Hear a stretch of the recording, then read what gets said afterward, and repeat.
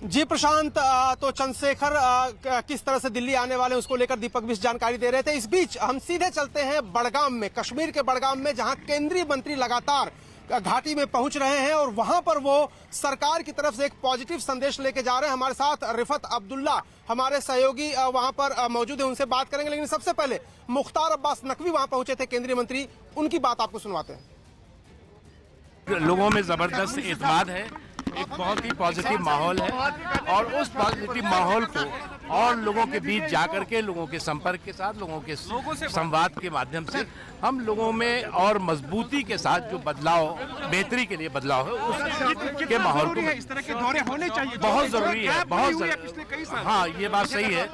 लोगों के बीच में और साथ ही साथ जो जनता के लोग हैं उनके बीच में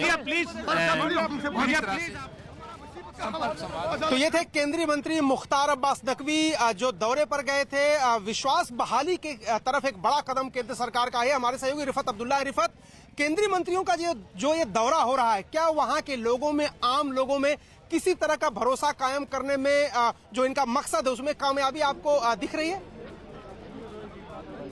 देखिए, कामयाबी की बात तो अरुण आने वाला वक्त बता देगा, लेकिन जिस तरीके से मुख्तार अब्बास नकवी आज लाल चौक के इलाके में गए और वहां लोगों से बात की, वो काफ़ी इंपॉर्टेंट है, क्योंकि अक्सर ये कहा जा रहा था कि अलग अलग इलाकों में वो जाते हैं लेकिन मेन सिटी में नहीं जाते हैं। हालांकि वहां पे जो सामान वगैरह बेचते हैं, छापड़ी फरोश जिन्हें कहते हैं, उनके साथ उन्होंने इंट्रैक्शन किया, उन्होंने उनके मुश्किलात जो है मिनिस्टर के सामने रखे। लेकिन मैं आपको बता दूं, इस वक्त हम बड़गाम एरिया में हैं और यहाँ पे भी MOS होम इस वक्त इंट्रैक्शन कर रहे हैं लोगों से। और हालांकि उन्होंने पाकिस्तान को आड़े हाथों लिया और कहा कि अगर देश का बंटवारा नहीं हुआ होता तो शायद सबसे बड़ा यो देश जो है पावरफुल देश भारत होता। लेकिन यहाँ पे अगर विकास की बात करें, हालांकि यहाँ पे लोग ये कह रहे हैं कि इन्होंने आश्वासन दिया है मरकजी सरकार ने कि यहाँ पे कुछ स्कीम्स को इनॉग्रेट किया जाएगा या यहाँ पे स्कीम्स लॉन्च की जाएंगे जिससे विकास हो जाएगा। अनएम्प्लॉयमेंट की बात है, या यहाँ पे काफ़ी सारे बिजनेसमैन जो हैं वो अभी लॉस में चल रहे हैं क्योंकि जिस तरीके के हालात बने एब्रोगेशन ऑफ आर्टिकल 370 के बाद। लेकिन मैं आपको दिखाना चाहूँगा, यहाँ पे अभी लोग सुन रहे हैं, MOS होम जो यहाँ पे आए हैं उनकी बात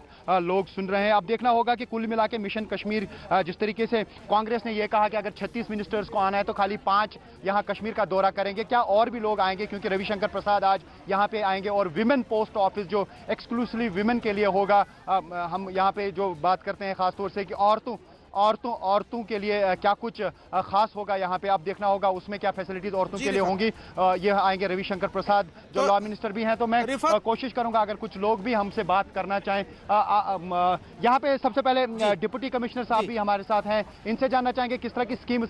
DC साहब शायद यहाँ पे हमसे बात नहीं कर पाएंगे क्योंकि अभी इस दौरे के साथ बिजी हैं। तो स्कीम्स की जहाँ तक बात है तो काफ़ी सारी रूरल डेवलपमेंट की स्कीम्स हैं, लेकिन यहाँ पे लोग कह रहे हैं कि नरेगा का पैसा उन्हें टाइम पे नहीं मिल रहा है और जो एम्प्लॉयज हैं वो ये चाहते हैं कि उन्हें भरपूर पैसा मिले, बहुत कम उन्हें तनख्वाह मिलती है। इसी तरीके से जो यहाँ पे अलग अलग जगहों पे, क्योंकि MOS होम यहाँ पे है, SPOs ये कह रहे हैं कि उनको अच्छी तनख्वाह नहीं मिलती है, हालांकि वो रिस्क में अपने आप को डालते हैं। तो इश्यूज बहुत सारे हैं, देखना होगा क्या भारत सरकार इन इश्यूज का एड्रेस करेगी, क्या इन पे कोई बात होगी। जिस तरीके से कल भी हमारे साथ एक्सक्लूसिवली बात करते हुए डल लेक में हमने बात की नकवी साहब से, तो उन्होंने ये कहा था कि लोगों ने उन्हें पॉजिटिव रिस्पॉन्स दिया, लेकिन अभी इंटरनेट जो है वो बंद पड़ा। यहाँ पे काफी सारे लोग ये चाहते हैं। अरुण, ये बहुत इंपॉर्टेंट बात है कि स्कीम्स की बात की जा रही है कि स्कीम्स को इंप्लीमेंट किया जाएगा। कल नकवी साहब ने कहा स्कॉलरशिप दी जाएगी, लेकिन जब तक इंटरनेट नहीं चलेगा तब तक स्कीम्स का लाभ नहीं पहुंचेगा, क्योंकि ऑनलाइन स्कीम्स में जो है अप्लाई करना पड़ता है, लेकिन जब इंटरनेट फैसिलिटी नहीं है तो लोगों को मुश्किलात जरूर आ जाती हैं। तो ऐसे में आप देखना होगा कि क्योंकि यहाँ पे आ रहे हैं और रेड्डी साहब जो है